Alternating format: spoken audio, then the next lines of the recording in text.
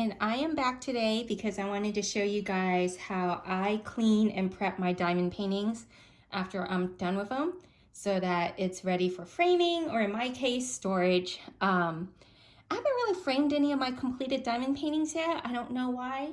I think I have these grand plans of building my own frames. I even got myself a miter saw so I can build these frames, and it's just, honestly, it's in my long list of want to do things. So for now, all I do is store them. So here is my latest completed diamond painting. It's a little big, so it's not fitting entirely in the frame. It's a 70 by 95 or 95 by 70. I think it's width first and length, I think. Yeah, so 95 by 70. It is from Treasure Studios Arts. It is called Fishing Village on the Point, and it is by Eileen Seitz, and I love it. I love all the detail in it. It's a full round. It's absolutely shiny. You can't tell with this light, but it's totally shiny. Trust me. So anyways, what I do after I complete a diamond painting. So what I tend to press really hard on my drills, and I use a lot of wax. So I do get a lot of residue on my paintings. I've tried the toothbrush to brush it off, and honestly, there's two reasons why it doesn't work for me. One, I like to work on large paintings like this one, and going over it with a toothbrush would take way too long. And even when I did go over with a toothbrush too, it wouldn't take off a lot of wax, I've noticed, probably because I press way too hard, harder than I should, but that's just the way I like to diamond paint, and I like to use lots of wax, and I'm just not going to change that. So what I do is I use this. This is a nail brush, and I picked it up from Target. You can get it anywhere. And I just give it a good once over with that. And believe me, your drills will not go flying everywhere, because I've done this on double-sided tape. I've done this on stuff from AliExpress, and your drills do stay put. But a little advice, I think I would just kind of not kit down quite yet, just in case you do need to replace drills, you have them handy. But, oh, you know what? I'm jumping ahead of myself. Before I even do this, I roll it down. And I used to do, and I used this brayer, and I got this from Crafty. I used to use a wooden rolling pin, which is totally fine. But I've noticed when you roll your diamond paintings, you should apply a bit of pressure to it just to make sure the drills all do go down. And with a rolling pin, it's easier to actually crack and break your drills. It has happened. I've done it. Don't press down that hard, but you need to have enough pressure that you know the drills are getting pushed down where they should be. But anyways, my rolling pin got reclaimed to the kitchen, so now I use this. So let's go with this first. So all I do is roll it over my diamond painting, all over, and be sure to apply pretty even pressure so that you can get all the drills in here. Sorry, I'm gonna have to reach across, you guys. And if you had some drills sticking out, they'll get pushed into place.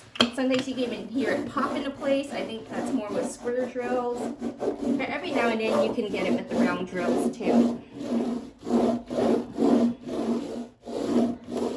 Okay, so I've rolled the entire thing. And then now, this might be a little too thorough, but I also afterwards like to lightly run my hand across it just to see if I can feel any drills still sticking out. And you'll just feel it because it's like a little bump. And if you feel it, just go ahead and grab your, oops, I'm so sorry. Go ahead and grab your diamond painting pen and just push it down with your pen. I think that feels like something that's loose.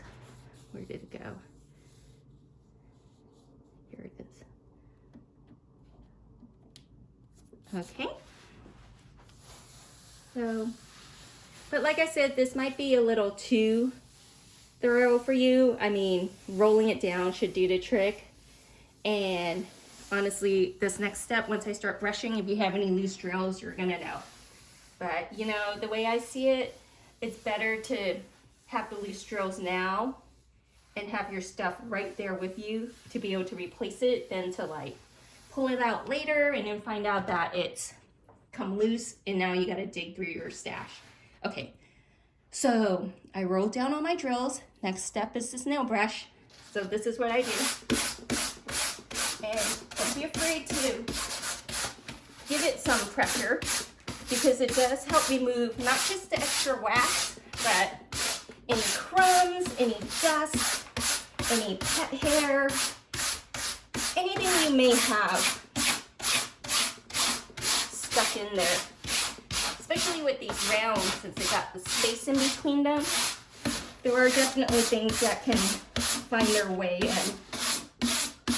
And I found that this nail brush really does help it. Let me go over to the underside.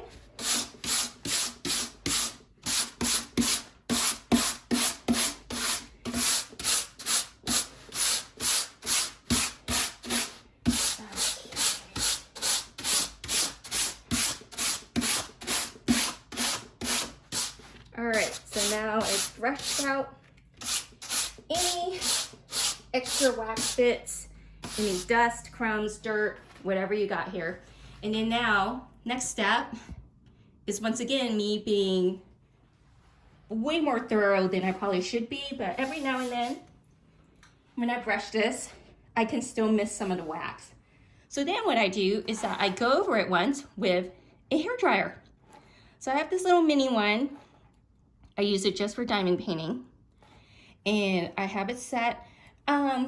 Most diamond painting waxes have a pretty low melting point, so just going over it quickly with a blow dryer should be more than enough to get rid of the wax. It will just melt down in between the drills, but I found that you know, that tiny amount of wax isn't really going to affect the adhesive. The one thing I will say is to just keep the blow dryer moving. You don't want it focused too much on one point because you don't want to risk the heat damaging the adhesive underneath. So I'm going to turn this on. I'll probably replace this sound with music so that you're not listening to a blow dryer, but this is my next step.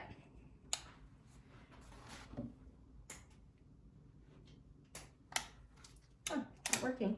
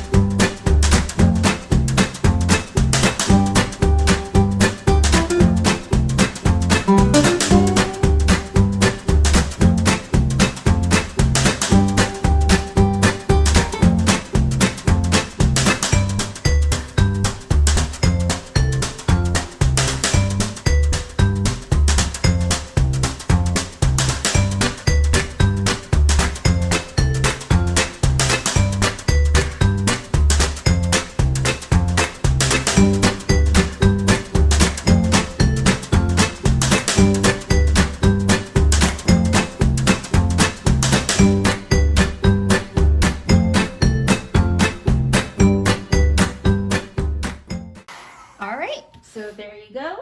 And now this is the step where if you had to, this is where I would seal my diamond painting. This one's not needed. And honestly, I found that the only diamond paintings I've needed to seal were the ones I bought from AliExpress. And the way I seal them is with Mod Podge, the high gloss Mod Podge, and I put a little water in it, brush it over my painting, and then I go over it once with a lint-free cloth to remove the Mod Podge from the top of the diamonds so that it all just kind of seeps in between. And I found that keeps it really shiny, but still holds my drills in place. I've tried the Tombow aqua glue on my very, very first diamond painting, which was maybe almost 2 years ago. And I had just pulled it out, and honestly, that Tombow aqua glue has cracked and it's starting to peel, so I'm not a big fan of that. So Mod Podge has been what I've been using, and it works well for me. So anyways, so that's the part when you seal if you have to, and then now you're done. Your painting is ready to be framed or put away for storage, which is my case. So how I store them, I'm just gonna roll this, and always roll your completed diamond paintings, diamonds out. I roll it up, and then I store them in artist tubes. So I have my TSA tube, put it in here, and I'm done. You can probably, depending on how big your tube is, you can probably get away with storing 2 to 4 paintings in a tube. I wouldn't go more than that because you don't want them to get too tight in there. But there it is. I'm gonna put it in my craft closet, and it will stay there until I am ready to frame. And then once I'm ready to frame, all I gotta do is pull it out because I've done everything else to it to get it ready. But anyways, so this is what I do to prep and clean my completed diamond paintings. So I hope you guys found this helpful. And if you have, please consider giving me a thumbs up and subscribing if you haven't done so already. And stay tuned, I probably have a couple more unboxings, and probably I'm due for a whip and chat. So I will talk to you guys later. Thanks for watching now. Bye guys.